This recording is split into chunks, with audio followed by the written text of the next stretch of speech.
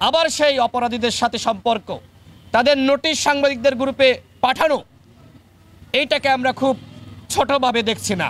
এই ঘটনায় সার্জিসের প্রত্যক্ষ এবং পরোক্ষ কোনো ইন্ধন আছে কিনা সেটি আমরা তদন্ত সাপেক্ষে জানতে চাই।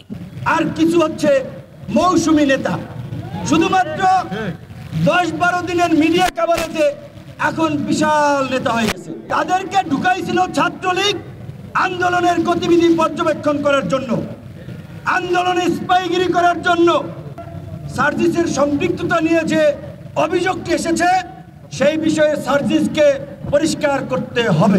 আমাদের সাথে তো সার্জিস ভাইয়ের সাথে কথাই হয় নাই, তাহলে সার্জিস ভাই কিভাবে এটাতে জড়িত?